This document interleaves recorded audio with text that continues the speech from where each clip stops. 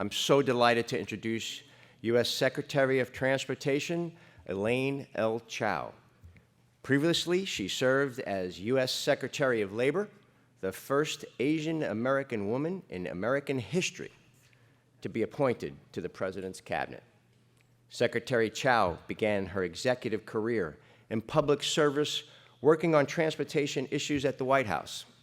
She then served as Deputy Maritime Administrator, Chairman of the Federal Maritime Commission, and Deputy Secretary of Transportation. In addition, she has served as President and CEO of United Way of America and Director of the Peace Corps. As U.S. Secretary of Transportation, she has focused on safety, innovation, and ensuring the U.S. remains a global leader in aviation. Secretary Chao received an MBA from the Harvard Business School and is the recipient of 37 honorary doctorate degrees. Please join me in a warm ALPA welcome to Secretary Chao.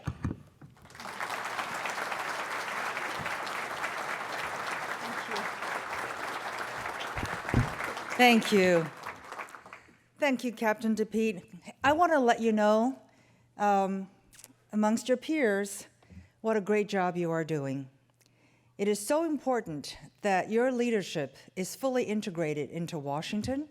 They know what you're thinking, but that they also are representing your interests with vigor, with passion, and with great dedication. So, Captain DePete, thank you for what you do to make sure that your members' voices are heard and that America understands your concerns. So I think he deserves a great round of applause.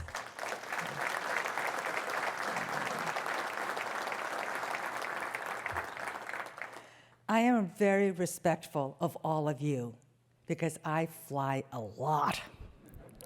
And I hear a lot from other people who fly a lot. So I'm just so delighted to join you for ALPA's 65th Air Safety Forum.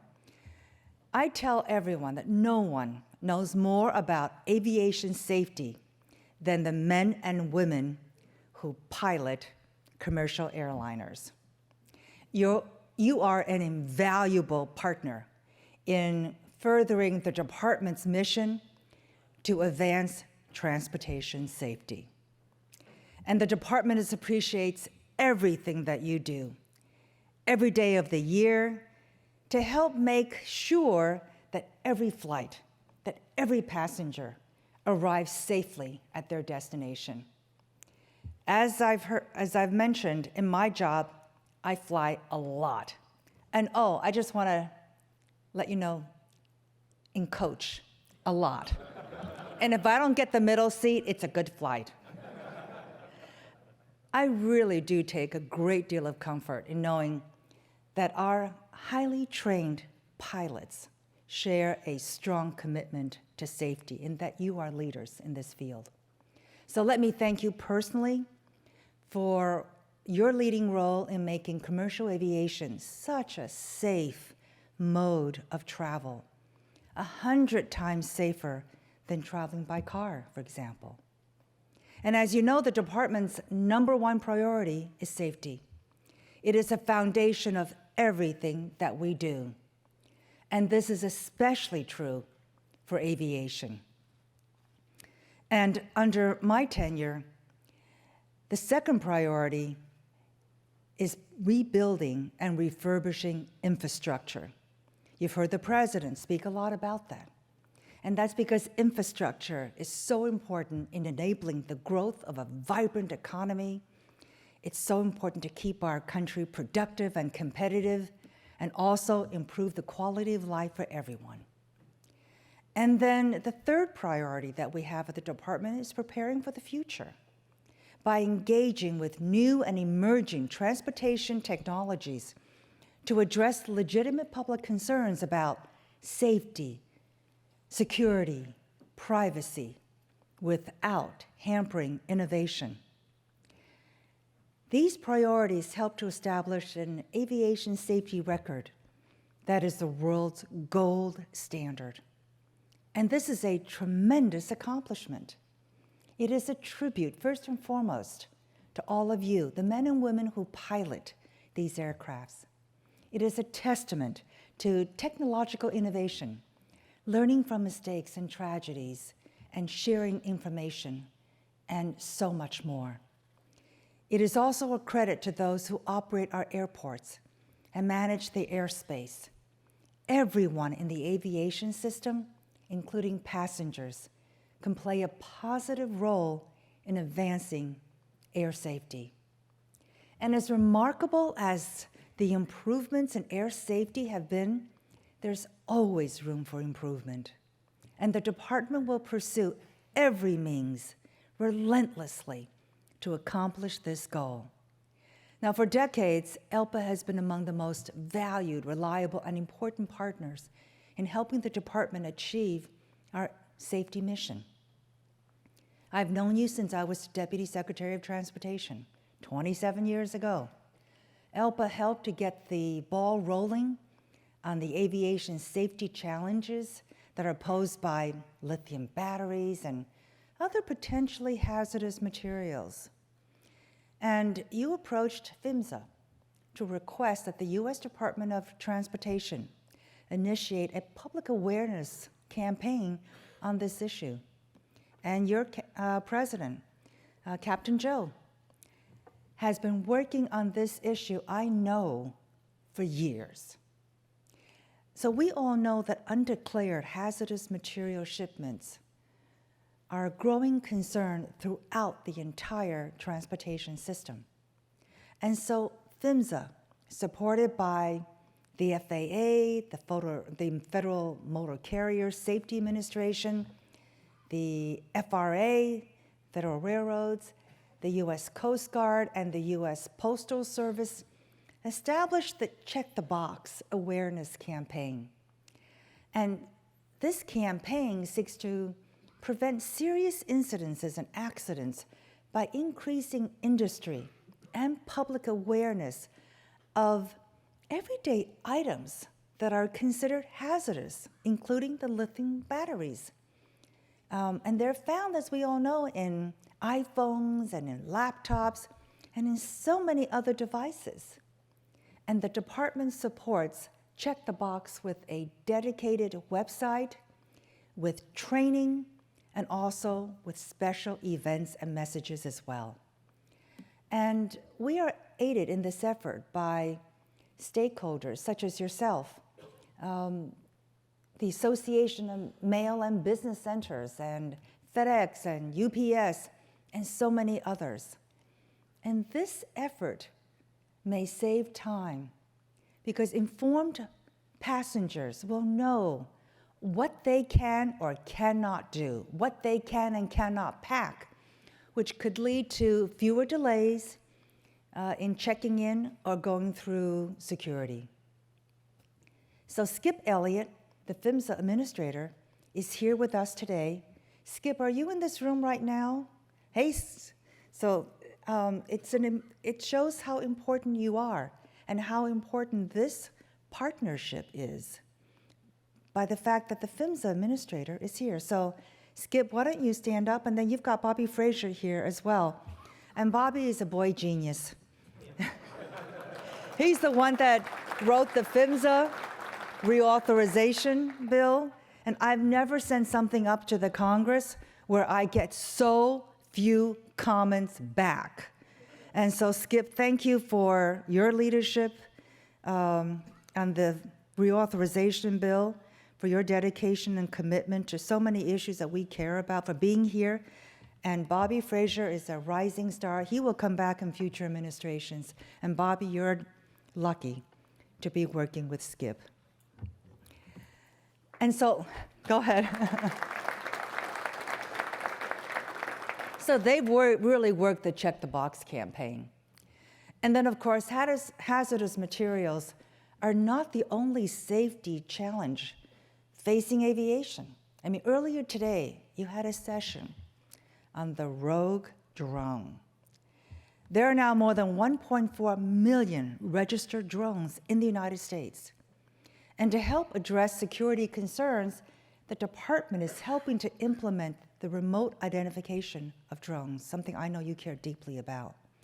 The department has additional programs to safely integrate drones in our airspace, and these include listing drones in a variety of environments, testing drones in a variety of environments, like under restricted conditions, and advancing drone airspace management. Another area of interest is, of course, America's growing commercial space sector. And just this morning, I spent a great deal of time getting updated on commercial space and also drones. But commercial space has seen quantum leaps just in the last 10 years. Reusable rockets and air launch systems have helped America to regain global first place in commercial space launches, recapturing a spot that we lost for 6 years. The department is also developing the Space Data Integrator Program so that launches can cause minimal disruptions of the commercial airspace, something that I know you are also very concerned about. Aviation infrastructure, such as separate taxiways and runway lighting, also contribute to aviation safety. So these and other improvements are being made thanks to the $16.5 billion five-year FAA reauthorization signed into law last year, 2018, by the President. This law contains certain rulemaking mandates with safety implications. These also include initiatives to address flight attendant fatigue, secondary barriers, and issues surrounding service animals aboard aircrafts. We are working on all these issues, and in fact, working together. The government agencies and the private sector are creating a regulatory framework that stresses safety, but also does not hamper innovation and is commonsensical. This will help ensure that our country remains a global leader in transportation innovation. And then finally, the FAA is following through on a number of other issues as well. For example, it's following a thorough process rather than a prescribed timeline for returning the Boeing 737 MAXs to passenger service. We have so much to discuss on this topic, and you of all people have so much freedom and so much wisdom in terms of understanding what is going on here. The FAA will lift the aircraft's prohibition order when it is deemed safe to do so. That is the bottom line. There is no timeline. The FAA wants to make sure that the ungrounding of these aircrafts will only occur when the FAA is confident that they are safe. So the FAA continues to evaluate Boeing's software modification, and it's also still developing necessary training requirements as well. So the FAA is also responding to recommendations from the Independent Technical Advisory Board concerning the 737 MAX return to service effort. And I'd like to end with an observation because I don't want to speak too much more about this, but this clearly is such an important topic. And Alpa and all of you who are on the front lines on this issue have given us so much wisdom and advice, and we so appreciate that. Aviation is so vital to our way of life and our economy. And well over a century has passed since the Wright brothers, when they launched their historic flights at Kitty Hawk. And yet, there still remains so much mystique about flying. And youngsters still dream of one day earning pilot wings. 99.98% of Americans do not have any kind of pilot license. And so Captain DePete and I have talked about how important it is to encourage more young people to pursue studies in STEM disciplines so that they can be prepared to take that pilot seat. because we know that there's a shortage of pilots, trained pilots. We want highly professional, skilled people in that cockpit. And you exemplify all that is best in this sector in terms of the professionalism, your dedication, your knowledge base, and your concerns with taking care of the plane and the passengers. And so, again, I go back to the original gratitude that we are so grateful you are where you are, and you contribute to aviation in so many ways. And we want to make sure that young people understand your enthusiasm, your love of flying, and your contribution to the public safety and to our country in ensuring that this all happens. So from general aviation to regional and international airlines to commercial space flights, aviation continues to be pushing new boundaries, reaching toward new heights. But to reach these heights, it needs, again, trained, dedicated, professional pilots, pilots like you. So I cannot say enough how much we appreciate what you do. As a passenger, I want to thank you for taking care of us so well. And we look forward to continuing to work with ALPA, your association, to ensure that your voices are heard and that we are partnering every step of the way and everything that we are doing at the department in terms of aviation safety. So thank you very much, and I'm delighted to be here. Sorry to have cut off the first panel. Thanks so much. Great.